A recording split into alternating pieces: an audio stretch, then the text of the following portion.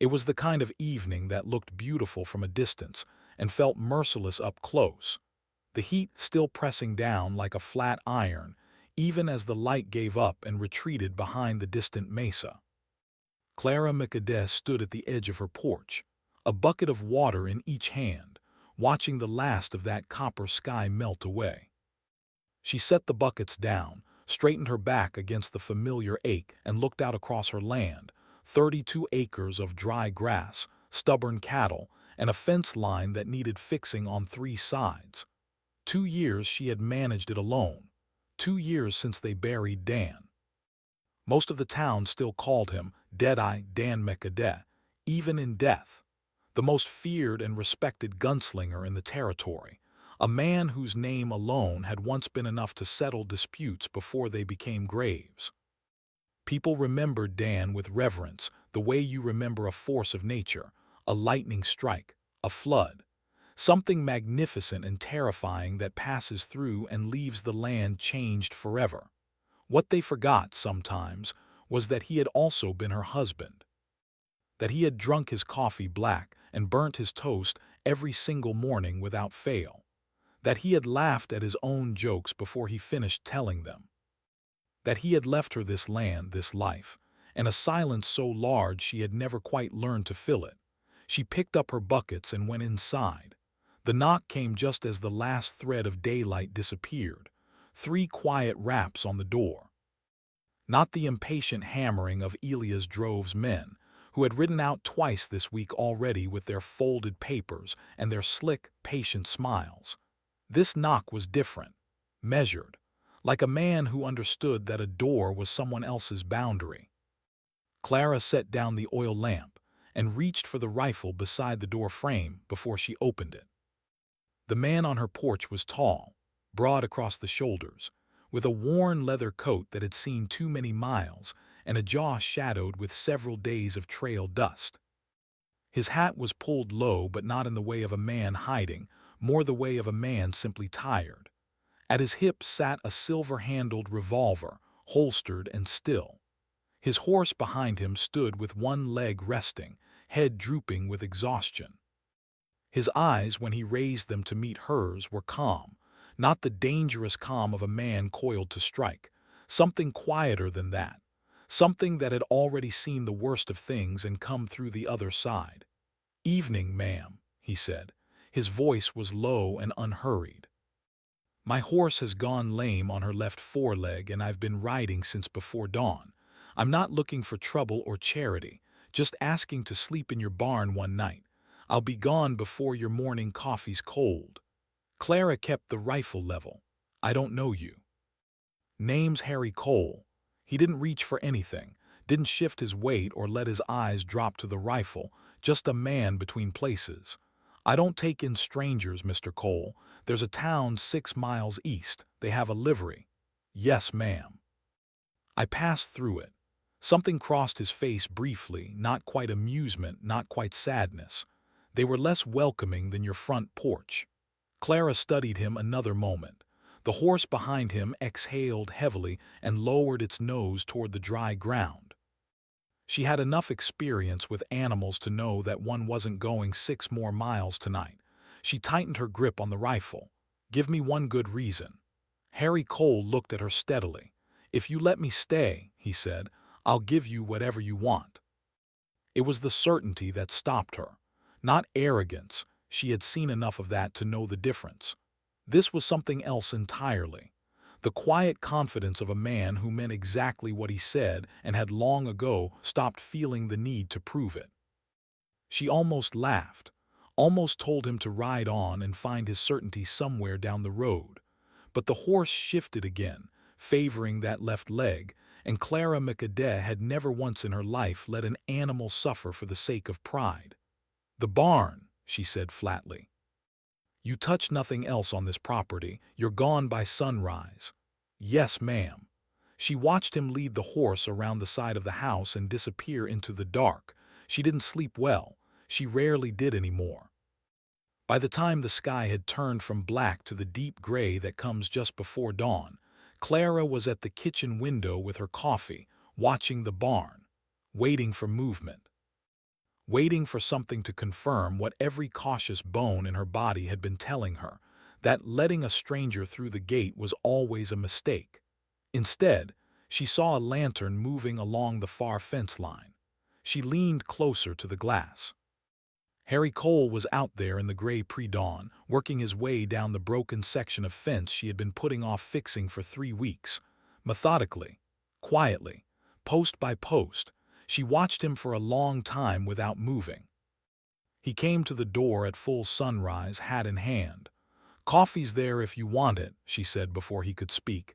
It wasn't warmth. It was practicality. He had fixed her fence. She wasn't unreasonable. He sat across the table from her and drank it black, and she noticed he didn't try to fill the silence with noise the way most people did when they were uncomfortable. He simply sat in it. "Who are you?" she asked. Honestly. He turned the cup slowly in his hands. "A man who was a deputy marshal in Harding County for 4 years. Before that, things I'm not proud of. After that," he paused, still working it out. She looked at his hands, steady, unhurried. The hands of someone who had learned the hard way that rushing things rarely improved them. "Why did you leave Harding County?" "The work was done," he said simply. She wanted to press further, but the sound of hooves cut the morning open before she could. Clara was on her feet before the riders had cleared the gate. 2 men, thick-necked and slow-moving in the way that men who have never truly faced consequences tend to move. Behind them, she could already picture Elias Drove's satisfied smile, though Drove himself never came personally. He sent his problems on horseback. "Mrs. McAde." The larger one touched his hat with 2 fingers. "Mr. Drove's waiting on your answer about the deed. He's been patient. Patience runs out." Clara stood straight on her porch steps, jaw set. She had given these men this same jaw, this same posture, twice before. Both times they had smiled at it. Both times she had felt the specific, quiet terror of a woman standing alone against men who knew she was standing alone. This time, the screen door opened behind her. Harry Cole stepped out onto the porch. He didn't reach for his gun. He didn't say a word. He simply stood there beside her, hands loose at his sides, and looked at the 2 riders with those calm, already seen the worst eyes. The large man's smile flickered. His partner's horse stepped sideways for no reason at all. The silence stretched out long and thin. "Tell Mr. Drove," Harry said finally, his voice carrying easily across the yard, "that Mrs. McAde will be in touch when she's ready." Another beat of silence. Then the 2 riders turned their horses and rode back through the gate without another word. Clara stood very still on the porch steps. When she finally turned to look at Harry Cole, she found him watching the road they had ridden off on, expression unchanged, as if nothing of particular interest had occurred. She looked at him for a long moment. "You can stay," she said quietly, "until the work is done." He nodded once. Neither of them said anything more about it. Harry rode into Redrock Flats alone the next morning, early enough that the town was still shaking the sleep from its eyes. The general store was just unbolting its shutters. The barber was sweeping his step. A few horses stood tied outside the saloon, patient and indifferent, belonging to men who had never quite made it home the night before. He tied his own horse at the post outside the county record's office and went in. The clerk inside was a thin young man with ink-stained fingers and the permanent squint of someone who spent his days reading small print in poor light. He looked up at Harry with mild suspicion. Strangers asking about land records were rarely bringing good news for somebody. "Deed records for the McAde property," Harry said, "and anything filed under the name Elias Drove in the last 2 years. The clerk hesitated. Harry placed $2 silver on the counter without a word and without a change in expression. The clerk found the records.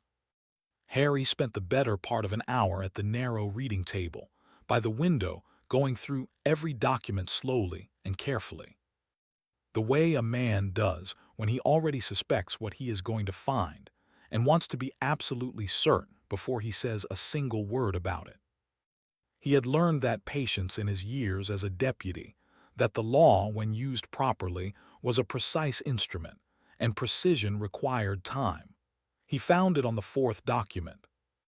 A debt claim filed 14 months ago, asserting that Dan McAde had borrowed a substantial sum from a local banker named Percival Horn, and that, upon McAde's death, the debt transferred to the property itself, making Clara legally obligated to either pay or surrender the deed. The document bore Percival Horn's signature, neat and authoritative at the bottom. Harry sat back and looked at the signature for a long moment. Then he asked the clerk very quietly when Percival Horn had died. The clerk blinked. "Going on 2 years ago, sir." Month before that document was filed. Harry nodded slowly, the way a man nods when an ugly thing has been confirmed, and there is no longer any satisfaction in being right about it. He copied everything by hand, thanked the clerk, and rode back to the ranch. Clara stood at the kitchen table and looked at the papers Harry spread before her, without speaking for a long time. The afternoon light came through the window at a low angle, casting everything in pale gold, making the forged signature look almost peaceful sitting there in the middle of so much wrongdoing.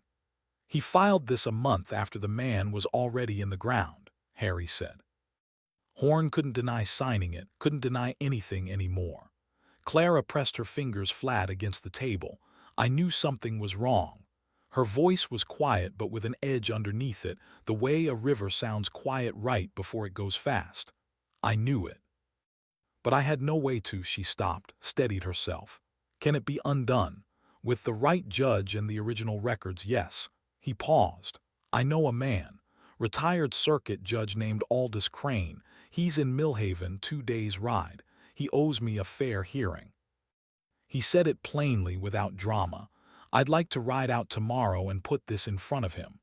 Clara looked up from the papers. "Why are you doing this?" Harry considered the question seriously, the way it deserved to be considered. "Because it's a wrong thing," he said finally, "and I'm in a position to help make it right." She held his gaze a moment longer, searching for something underneath the words: hidden motive, personal angle, the thing men usually wanted. She didn't find it. The days that followed settled into a rhythm that surprised her. Harry worked the ranch in the mornings with the same quiet focus he gave everything: mending, hauling, fixing the things that had been waiting too long to be fixed.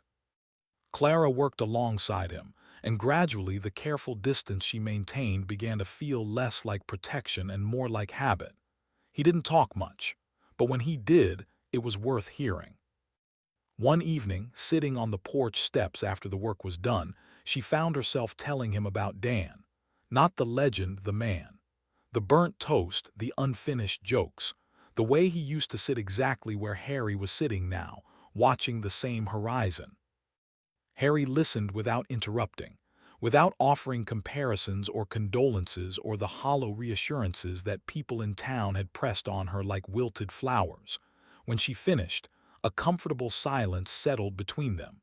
"He sounds like he was a good man," Harry said, "underneath everything else he was known for." "He was." She looked out at the horizon. "I just got tired of people only remembering the everything else." A little later, something Harry said about his horse's stubbornness made her laugh, sudden and genuine, the way laughter sounds when it catches a person off guard. She stopped almost immediately, pressing her lips together. Harry glanced at her. "You're allowed to do that, you know." She looked at him. "Laughing doesn't mean you've forgotten him." Clara turned back toward the horizon. Something in her chest shifted, very slightly, like a door opening just enough to let in a thin line of light. She didn't say anything, but she didn't close it either. Harry rode for Millhaven the next morning at first light.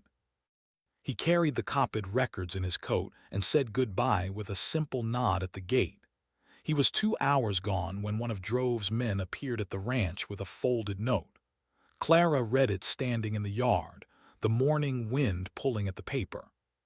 "Tell your friend to mind what doesn't concern him, last warning." She folded it carefully, rode into town, found the telegraph office, and sent Harry a message in Millhaven that said only, "They know, come back careful." Harry received the message at Judge Crane's front gate, read it without expression, tucked it into his coat beside the documents. Judge Aldous Crane, 70 years old and sharp as cut glass, looked at Harry over his spectacles from the porch steps. "Trouble following you in." "Behind me," Harry said, "not in front." The judge studied him for a long moment. Then he opened his front door wider. "Come inside, show me these papers." They talked for 3 hours. When Harry finally stood to leave, Judge Crane remained seated, looking over the copied documents one last time, his expression carrying the particular gravity of a man who has seen enough injustice to recognize it quickly and enough law to know exactly what to do with it. "I'll ride to Redrock Flats end of the week," the judge said. "Set the hearing for Friday." He looked up. "This drove he'll push back." "He already has," Harry said, "and you're not concerned." Harry picked up his hat. "I'm thorough," he said. "That concerns me more than he does." He rode back toward Redrock Flats as the sun began its descent, the message still folded against his chest, the document safe beside it. Behind him, Millhaven disappeared into the dust. Ahead of him, through the last of the afternoon heat, the shape of Clara's ranch waited on the flat horizon, small and stubborn and still standing. He rode a little faster. Friday came in clear and still, the kind of morning that felt like the sky was paying attention. Clara dressed carefully. Not in morning black, she had worn enough of that. She chose a deep blue dress she hadn't touched in nearly 2 years, brushed her hair back clean, and stood in front of the small mirror above the washstand for a moment longer than usual. Not out of vanity, out of something closer to resolve. She was walking into that courtroom as herself, as Clara McAde, landowner, not as Deadeye Dan's widow, not as Elias Drove's problem. When she came out onto the porch, Harry was already there, horse saddled, coat brushed as clean as trail life allowed. He looked at her once, brief and honest, and said nothing.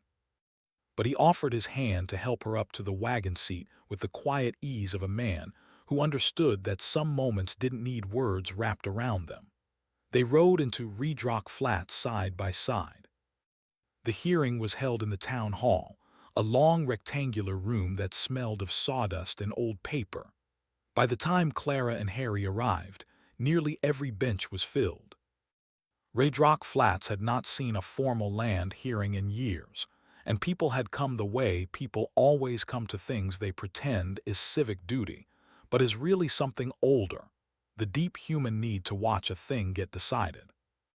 Elias Drove sat at the far table with a lawyer from the county seat, a narrow man in a gray suit who arranged his papers with the precise movements of someone very confident in his own cleverness. Drove himself looked composed, groomed, buttoned up, wearing the mild expression of a man who had not yet considered that he might lose. He glanced at Harry as Clara and Harry took their seats. Something shifted behind his eyes. Not fear exactly. Recalculation. Judge Aldous Crane entered without ceremony, took his seat at the front table, set his spectacles on his nose, and looked out over the room with the expression of a man who had heard every variety of human dishonesty and was prepared to hear another. "Let's get to it," he said. Harry presented the case methodically, the way he did everything, without performance, without theatrics.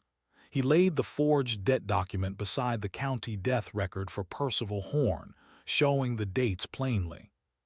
He presented the original deed records showing no prior debt registered against the McAde property.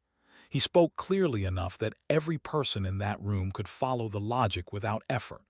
Drove's lawyer rose and straightened his gray jacket. He began, as such men always begin, with the past. He spoke about Harry's years before Harding County, old trouble, unspecified but heavily implied. He used words like character and reliability and let them hang in the air like smoke, shaped to suggest doubt without the inconvenience of specifics.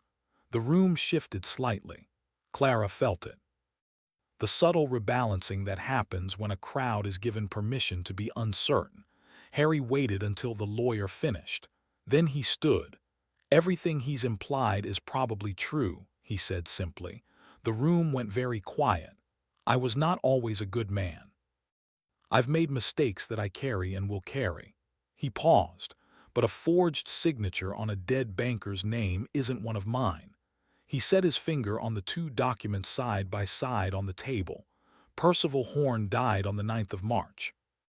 This debt claim was filed on the 14th of April, 6 weeks later, by a man sitting at that table. He looked at Drove directly, without heat, without performance. That's not a matter of my character. That's a matter of a calendar and a dead man's name. The room was completely silent. Judge Crane looked at the documents for a long, unhurried moment. Then he looked at Drove's lawyer, who had nothing left that was useful to say and appeared to know it. "The debt claim is fraudulent," Judge Crane said. His voice was flat and final, the way a hammer sounds on a nail that has gone all the way in. "The McAde deed stands clear and uncontested in the name of Clara McAde." He closed the folder in front of him. "We're done here." The room exhaled. Clara sat completely still for a moment, both hands flat on her knees, looking at the table in front of her. Not because she was overwhelmed, because she wanted to feel the full weight of it, the specific, particular relief of something being made right after too long being wrong. Then she stood up straight, and for the first time in 2 years, the 32 acres waiting outside that door felt entirely and unchallengeably hers. Elias Drove left Redrock Flats 4 days later. No announcement, no confrontation, simply gone one morning, his office locked, his horse missing from the livery. The town barely marked his departure beyond a quiet, collective exhale. In the days that followed, something else shifted in Redrock Flats. Neighbors who had kept carefully neutral distances began appearing at Clara's gate. A sack of flour left on the step, a repaired tool returned that had been borrowed, and forgotten a woman from the church who came and sat on the porch and said simply, "We should have helped sooner." Clara accepted it all without bitterness. What was done was done. What mattered now was forward. On the 5th evening after the hearing, Harry began quietly preparing to leave. Clara watched him from the porch, cleaning his saddle in the last of the daylight. She had known this moment was coming. She had told herself she was prepared for it. She had been wrong about that, she now understood. She came down the porch steps and stood a few feet from him. "Was that it?" she asked. "Whatever I wanted, you meant the land." Harry set down the cloth and looked at her. "I meant whatever you needed," he said. "You needed the land back, so that's what I gave." The evening was very still around them. Somewhere out on the 32 acres, a cricket started up, then another. "What if I said I needed something else now?" Harry was quiet for a long moment. The kind of quiet that isn't empty, the kind that is full of something being carefully considered, being given the respect of real thought. "Then I'd want to know," he said, "what that something is." Clara looked at him with the clear, steady eyes of a woman who had survived enough to know exactly what she did and didn't want. "Someone to have coffee with in the morning," she said. "Someone who fixes what's broken without being asked. Someone who lets me talk about Dan without flinching and makes me laugh without trying." She paused. "Someone who stays." Harry held her gaze for a long time. Then he picked up his saddle and carried it back into the barn. Later that evening they sat together on the porch steps as the last light left the sky. The ranch spread out before them in the blue-gray dusk. The mended fences, the steady cattle, the solid house that was fully and legally hers. Neither of them spoke for a while. There was no need. The horizon out beyond the mesa was wide open and unhurried, the way the best things in life tend to be, not dramatic, not sudden, just quietly, solidly there. Clara's shoulder rested lightly against Harry's. He didn't move away. 2 people, 1 porch. 32 acres of possibility. The cricket kept on singing in the dark.